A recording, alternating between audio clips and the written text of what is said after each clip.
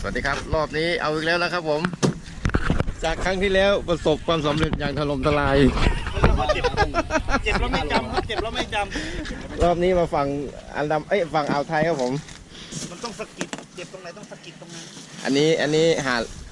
แขวงเผาครับกี้หาดหลงกี้ขับหลงไปหาดในเผาชั่วโมงพอดีครับผมคนละทางครับมากับเดวิดเต้แล้วครับผมนำทีมครับตกปลาอีกแล้วตกปลาแล้วเดินป่าวะน่ะนี่ครับว่าผิดงานเปล่าเรือไต่สักครับทางนี้นู่นดำๆเกาะสมุยเห็นไหมครับมืด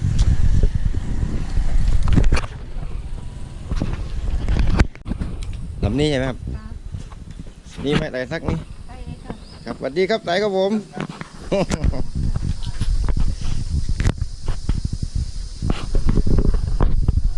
ซึ่งน้ำแข็งอย่างแล้วใช่ไหม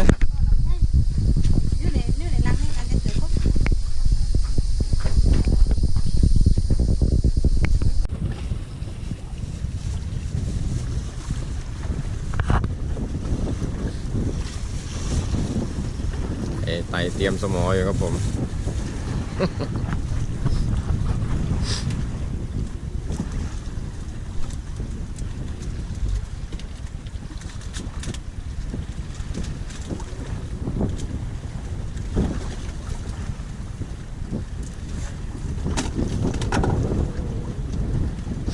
อ้าวยังไม่โยนคิดว่าโยนแล้วฮะอันนี้ก้อนอะไรครับนี่วังในพี่วังในครับแต่อยู่ในบ่อวังนะวังในอันนู้นนะวังนอกวังในวังนอกอันนู้นสมุยไอ้กอแตนพี่อ๋อกอแตนอ๋อสมุยรูปใหญ่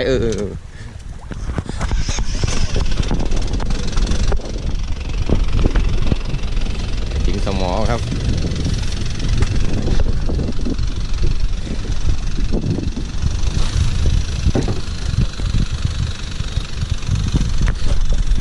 ดูวิธีการทิ้งสมอนะครับใครก็ทิ้งได้นะ ไม่ได้ว่าทิ้งได้คนเดียวนะครับผม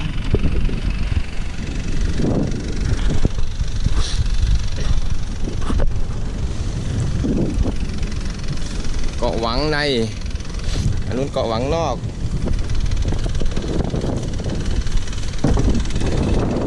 เกาะแตนเกาะสมุยวันนี้ไต่บอกน้ำลึก50ครับผม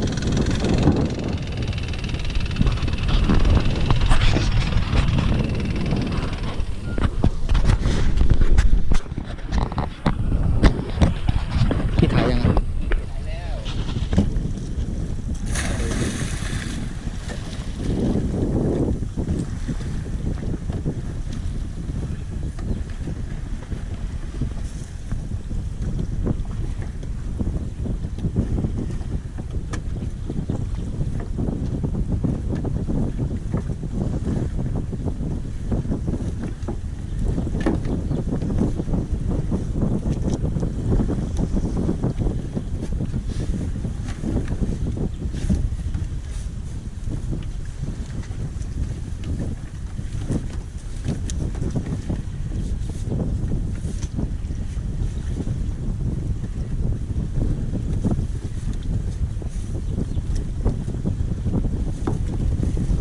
ต้องซื้อเชือกใหม่แล้วเนี่ยผมว่าเนี่ยสั้นด้วย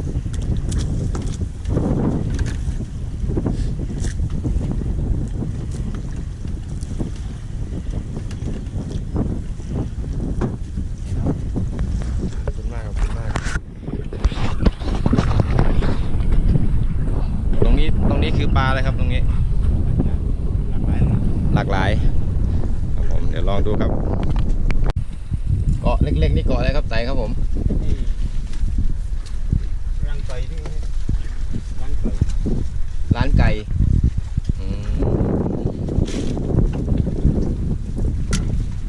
พี่ต้องว่ายน้ำไปปีนเนี่ยผู้วิชิตยอดเขานั่นน่ะปีนขึ้นไปแล้วโดดลงมาน่ะสวยแล้วน่ะเที่ยง37 นาทีครับเกาะร้านไก่นี่ครับเป็นอย่างนี้ เพิ่งได้ตัวเดียวครับ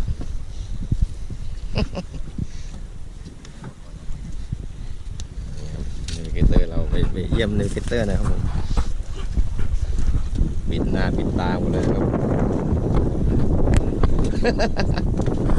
ต่อไปครับ ครับเมื่อกี้พี่ก๊อฟ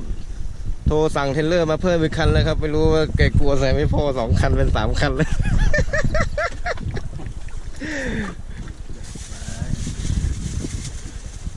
นี่มันแค่เนี่ย พี่ก๊อฟให้เขาติดเครื่องอยู่ครับเทรลเลอร์ตอนนี้ให้ห้องเย็นเต็มที่แล้ว เก็บใครพี่ต่อ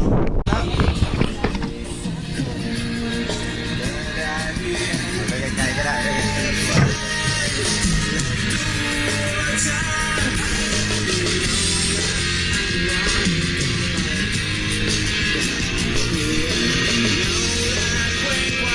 หนักไหมพี่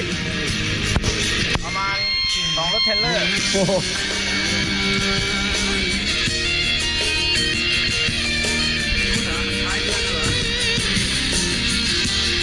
โอ้โหนะฮะ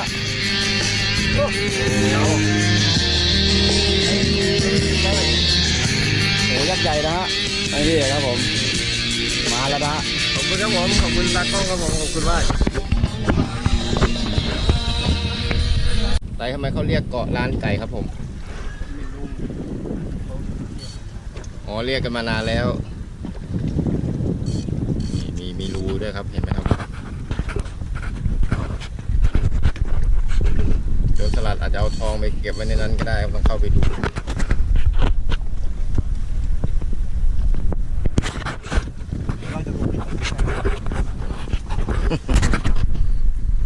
ฟิชชิ่งครับทำงานแล้วครับผม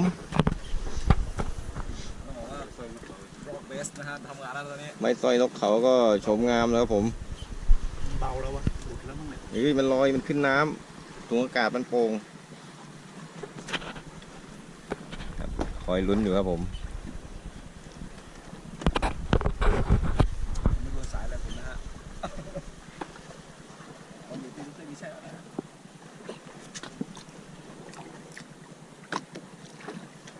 โอ้ ซ้ายพี่จับเชือกสั้นๆจับไปสั้น ร้อนเองนี่หว่า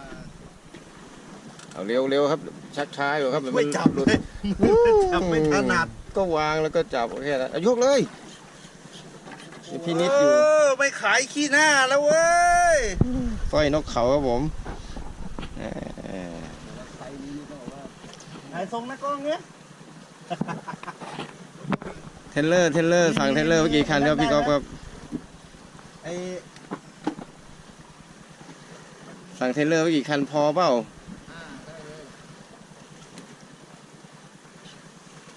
มีสัญญาณเปล่า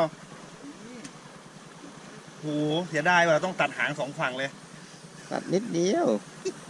ไม่ตัดเยอะทำไมสั่งเทรลเลอร์เมื่อกี้คันพอเปล่ารถอ่ะ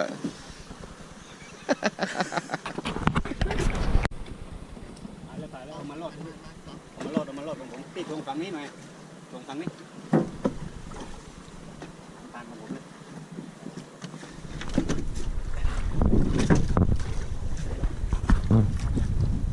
ติดตรงให้หน่อยพี่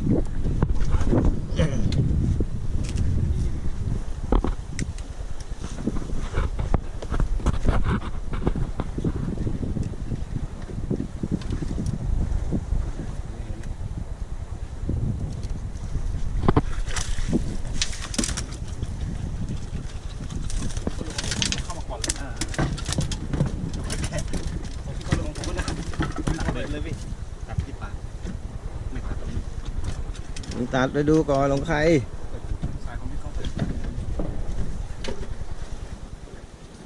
นู่นแกะสายที่หางก่อนเดี๋ยวก่อนตัดไปเลยออกยากเลยไม่ออกให้ตรงไหนไวกว่าต้องกินให้ชั่วโมง ของใครเอ่ย เขาสิก็ไปแหละไม่1 แต้มครับผม ถ่ายรูป ผมไม่ที่อดหลับอดนอนอัดไปเฮ้ย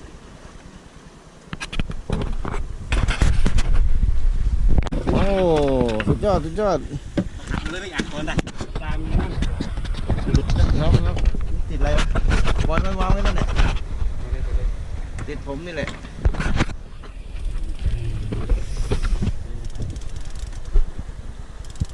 อันนี้ก็กำลังอัดปลาอันนี้ก็กำลังแกะปลา ที่ตัดทักเส้นรูดไปถึงไงลูกหมุนแล้วก็ตัดเลยตัดแล้วก็รูดผูกมา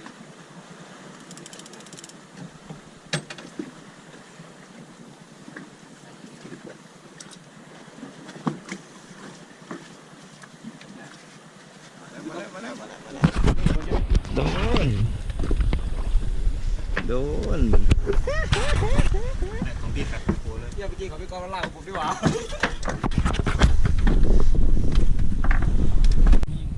อันนี้ แล้วนิ้วก็อีกหลัง ตัวนี้ เอาลง ไต่ได้ครับตัวนี้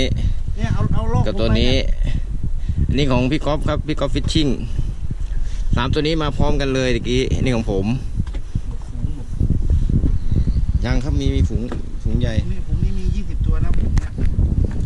กี่สายพันธุ์กันมั่วตัวเลยครับไหนแล้วครับสายจะเอาให้ดูเนี่ย ตายขึ้นมา3ตัวแม่งเดือดร้อนไปทั้งลำเลย อ๋อนี่สายพี่ก๊อฟตัดทิ้งไปเลยเห็นไหม นี่ถ้ากูให้มึงซื้อเลขเจ็ดมึงเอาเลขเจ็ดมาเอาเข้ามา7 ตัวเลย พี่ตองยังบอกปล่อยไว้ก่อนครับพวกนี้เด็กๆครับผม โลฉลาม รอฉลามแล้วครับพี่สองวันนี้รอฉลามอีกแล้ว โนไปเลย นี่ครับ ไอ้ปัญญาอ่อนลอตเตอรี่ก็มีแค่6 ตัว กู7 ตัวเกิดอีกเว้นพี่นิวแล้วครับทำตกอะไรครับตอนนี้ครับผม หน้าดินกับไอ้สปิกีที่ อ๋อจัดไปครับผม หน้าดีนะครับ แล้วกุ้งนี่คือยังไงครับผมกุ้งแดดเดียวเลย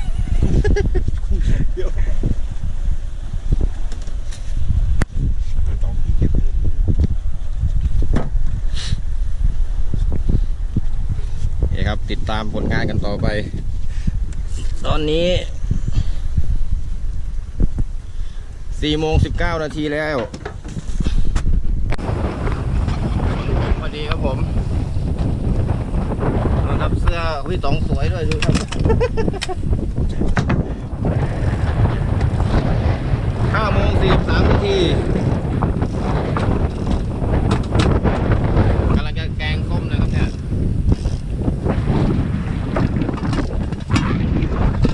ข้าวสุกแล้วข้าวสุกพอดี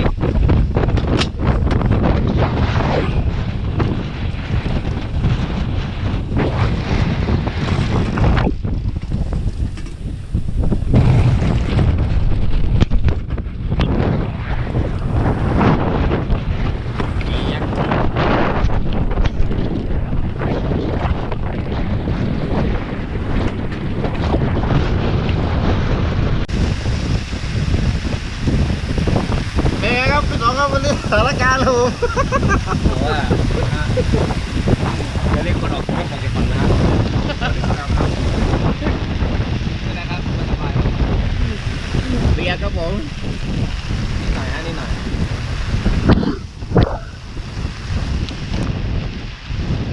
มองดีสักพักหนึ่ง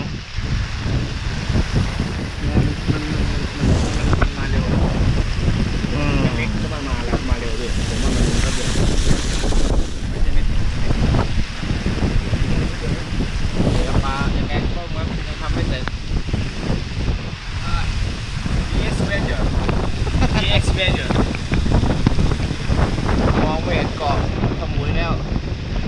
เกาะหาย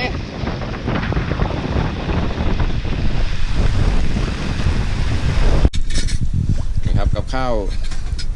มื้อแรกครับ หลังจากสายฝนกระหน สายฝนโปรยปลาย ำมีผัดผักบุ้งครับ ไม่ไฟแดงนะครับ ธรรมดาไฟเขียวธรรมดา อันนี้แกงส้มครับผม แกงส้ม ล้าง หลายปลารวมกัน ได้ อันนี้ข้าวลอยน้ำครับเกือบไปครับ เกือบอด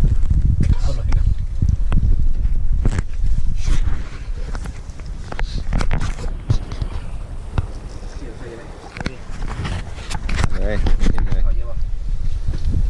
ตักไปก่อนเดี๋ยวค่อยว่ากัน เอาไหม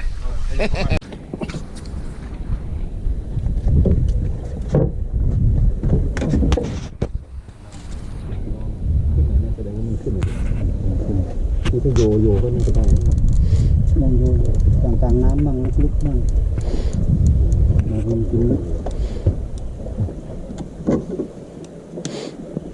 เปิดไฟล่อปลาหมึกอยู่ครับผม อันนี้เราเข้ามาอยู่ริมฝั่งแล้วครับข้างนอกคลื่นแรง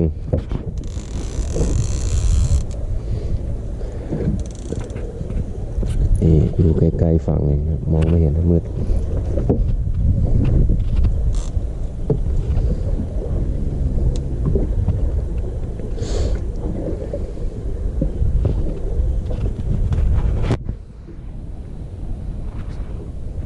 เราเหมือนไม่พบนี่พบเหมือนฝั่งเงียบไหมเราเหมือนไม่ เพิ่มแสงสว่างขึ้นมาหน่อยหนึ่ง เพิ่มเขาเรียกอะไร ISO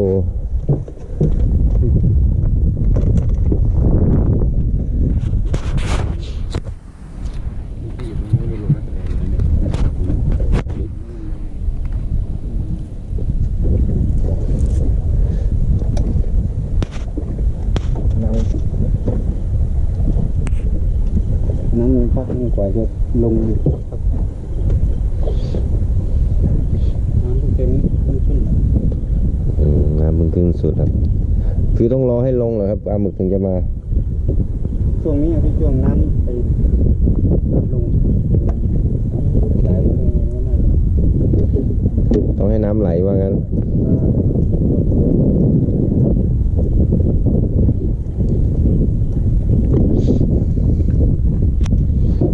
ทีมงานสลบไปศอกแล้วครับ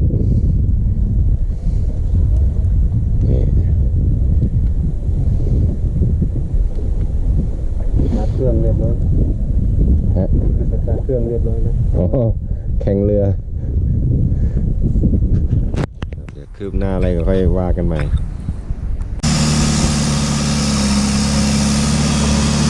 ตี 5:35 ครับ ย้ายออกไปข้างนอกใหม่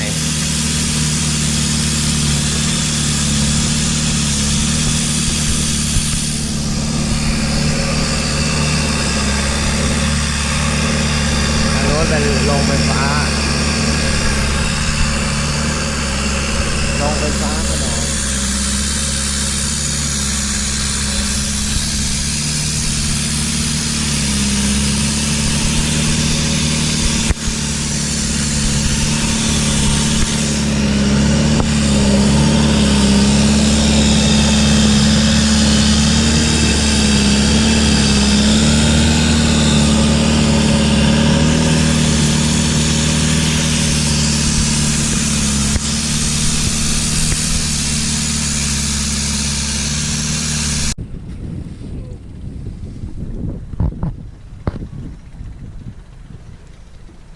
ครบ3 ตัวแล้วครับวันนี้ สีแก้วครับสีแก้ว ตัวที่ ปลารับแขกครับสีแก้ว 4 ที่นี่เรียกปลาอะไรไหนสโลง สุราษฎร์เรียกสโลงครับพังงานเรียกปลาสิ้น พังงานเรียกสีแก้ว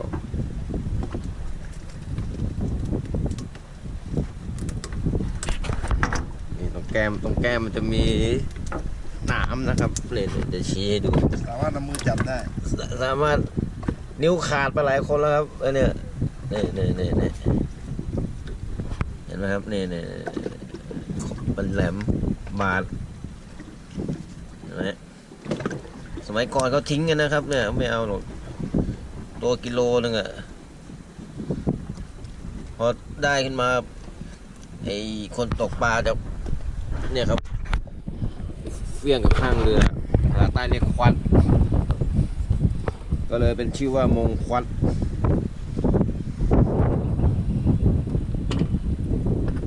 เดี๋ยวนี้โล60แล้วมั้งเดี๋ยวนี้เอาหมดเล็กใหญ่แต่ก่อนทิ้ง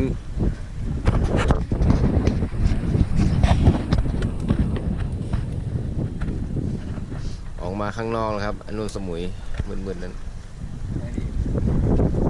สมุยนั่นไงเกาะใหญ่นะอันนี้ข้างหน้าเกาะแตนมั้งอ้าวอันนี้อะไรนะพี่ลืมแล้วเนี่ยหวางในกับหวางนอก นู่นครับสมุยดำๆใหญ่ๆนู่นอันนี้เกาะแตนหวังในหวังนอกกันนู่นเกาะลากใช่ไหมพี่เกาะลากอะไรอ๋อเกาะลากโอ้นี่ชี้ผิดต้องทางนี้ฮะ เขาไปดำสีชน สิชนเขาไปดำสิชนทำดำๆนั้น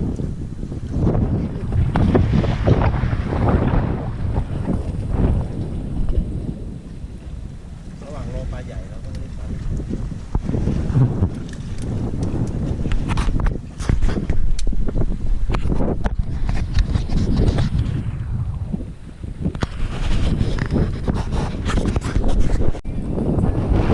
วันนี้วันเสาร์ที่2 มิถุนายนครับปีหน้า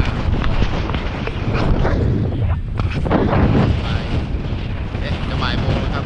กลับมาตกที่เดิมแล้วเนี่ยตรงออกลานไก่วันนี้ยังไม่ได้สักตัวเลย ได้แต่ปลาเล็กๆครับตัวใหญ่ยังไม่ได้สักตัวเลย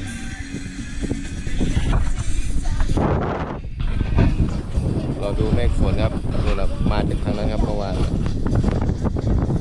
ถ้ามามืดๆก็จะกลับเลยครับวันนี้ไม่อยู่ตามฝนแล้วหนาวรายงานตัวใหม่นี่ครับมาตกปลาได้หอยครับหอยเขาควาย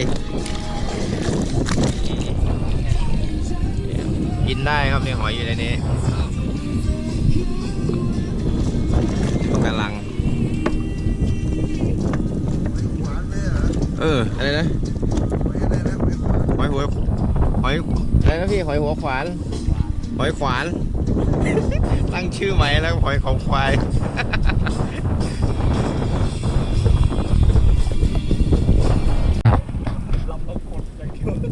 บ่าย3:15 นาทีครับผม น่าจะเป็นตัวแรกของวันนี้อ๋อตัวแรกนะครับ วันนี้ยังไม่มีใครได้ครับ ทันพี่เปิดเบรกมาเปิดก่อนเลยไม่ทันแล้ว เอาขึ้นมาก่อนค่อยว่ากัน ปล่อยสายไปให้ นั่นแหละ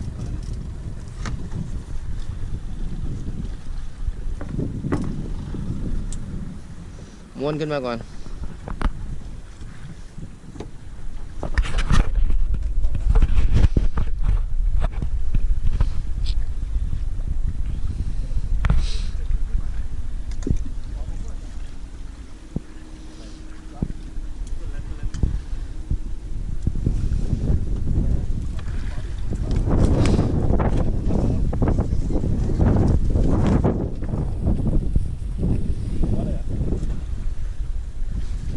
มาแล้วสวยงาม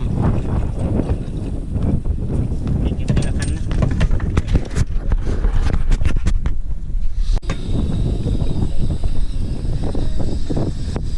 ใช้หม้อทอดไข่ก็ได้นะครับผม ไม่ต้องใช้กระทะลืมเอากระทะมาเรื่องของเรื่อง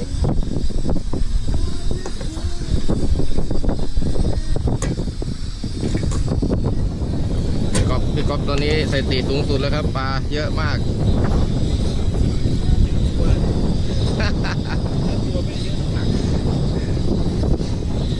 นี่ก็ยังไม่ยอมครับไปกันต่อ6:30แล้วครับผมพระอาทิตย์กำลังจะตกนี่ย้ายมาข้างอะไรนะเกาะหวังในนี่ครับแหล่งของไต่สักก็จะอยู่แค่เกาะข้างเกาะหวังในกับไอ้ข้างเกาะลานไก่2 ที่ครับสังเกตมาแล้ววันนี้ ย้ายไปย้ายมา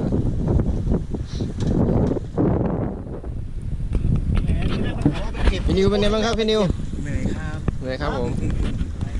เอาไปเก็บแล้วไปเอาไม่เอาไปด้วยทำไมเนี่ยเอาก็เก็บที่ไปเมื่อกี้ไง นี่ครับนี่แถว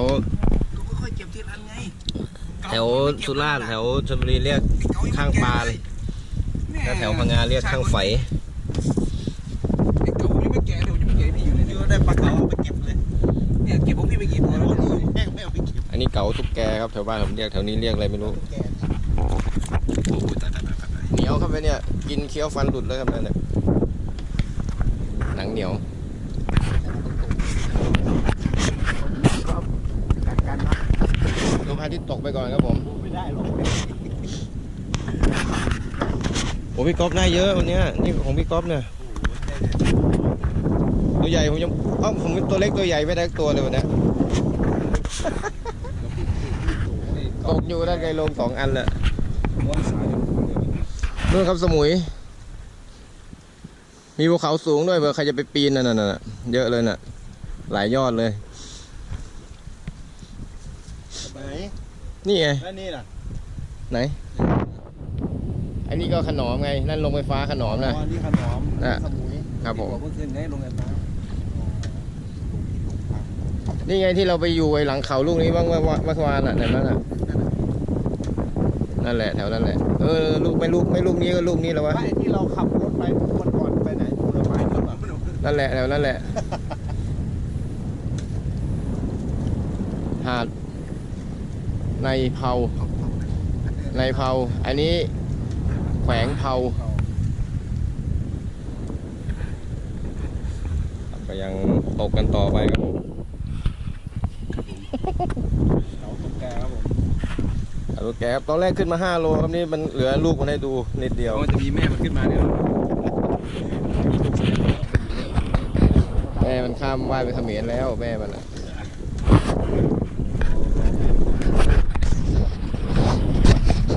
ครับผมเจอกันใหม่แม่เก่าแล้วลูกนี้มีชื่อไหมครับไต่ศักดิ์ครับผมลูกสูงเนี่ย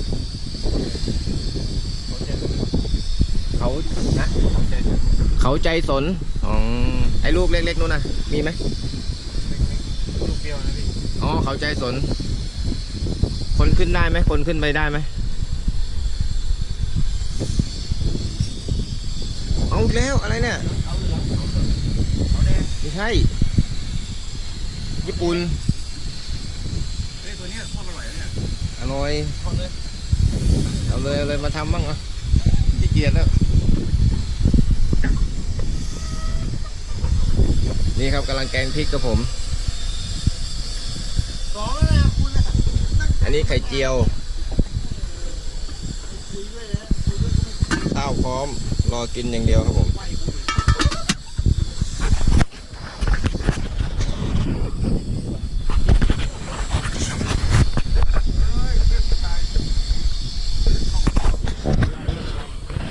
นี่ครับใส่ลงไปเลยไม่ต้องสนใจอะไร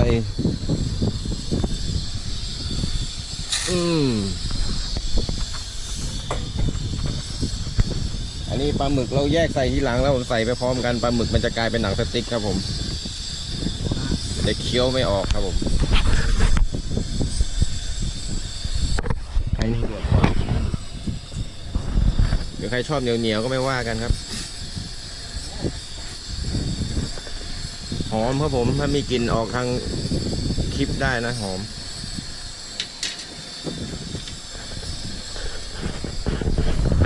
พระอาทิตย์ตกไปทาง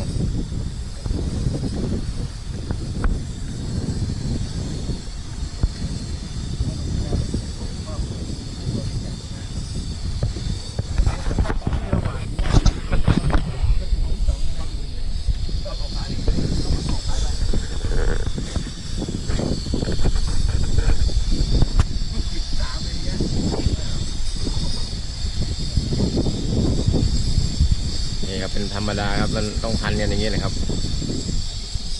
ดีไม่มาสักไม่สัก8-9 คนครับได้พันนี่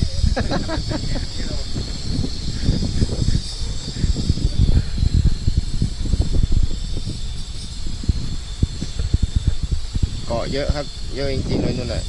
เต็มไปหมดเลยนู่นลูกมองเห็นหรือเปล่า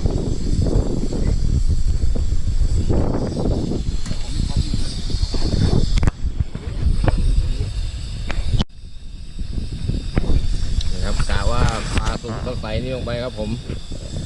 กุ้งกับปลาหมึก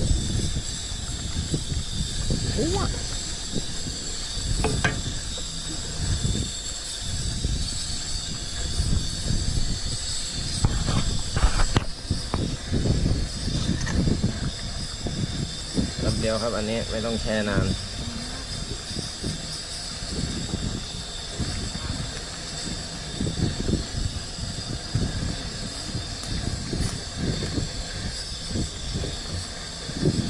ดีพอดีไม่มีฝาหม้อนะครับเดี๋ยวใครสงสัยว่าไม่ปิดฝาออกไว้ให้เลยเผื่อใครจะถามไอ้โง่ไม่ปิดฝาอย่างเงี้ยพอเดือดแล้วใส่นี่ครับผมผักอันนี้เรียกใบยี่ลาทางงานเรียกใบลาครับอันนี้คงรู้จักกัน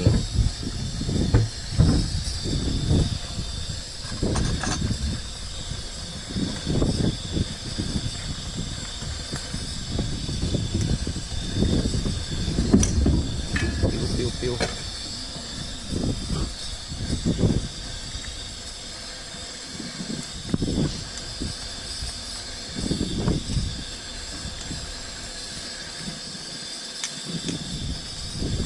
นี่พริกแกงซื้อที่จังหวัดตรังมาครับผม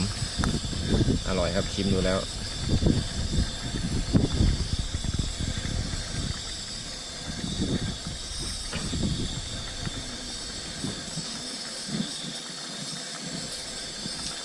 พอแล้วครับ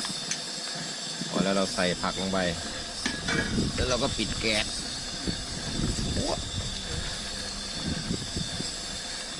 แก๊สก็ได้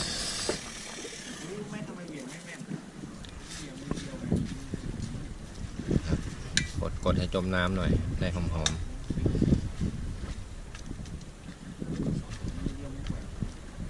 หน้าตาก็จะประมาณนี้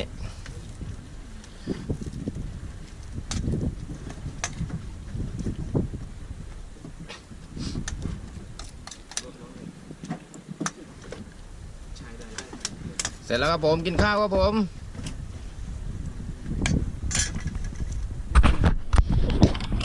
เจอกันอีกครับมื้ออื่น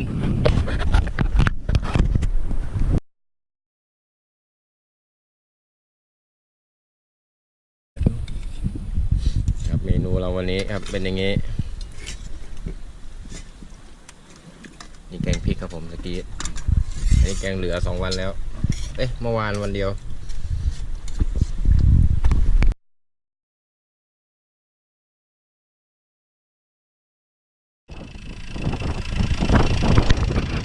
เอาเลยนะครับวันนี้ฝนมาแล้วครับฝั่งนู้นแต่วันนี้เราจะไม่ตากฝนนะครับเราจะกลับเลยเพราะตกลงกันไว้แล้วเดี๋ยวครับฟ้าแลบปั๊บ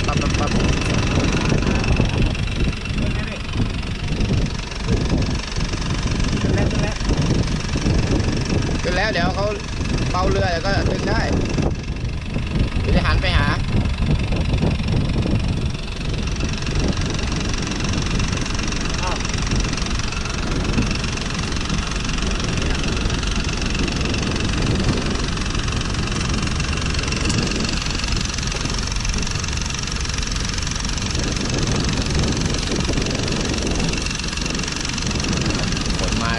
ยกใหญ่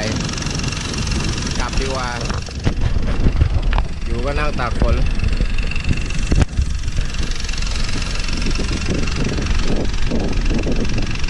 หอมครับร้านค้ารีสอร์ทเยอะอยู่ไปเต็มเลยเนี่ยขับแป๊บเดียวครับจากที่ข้างเกาะแหวงใน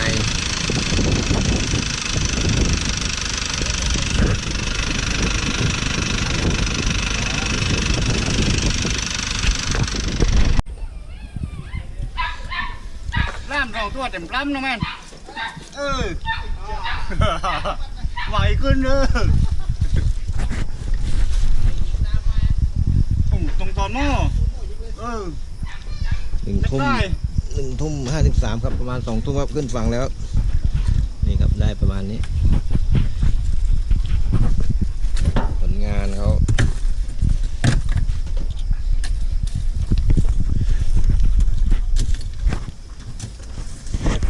เจอกันใหม่ครับคลิปอื่น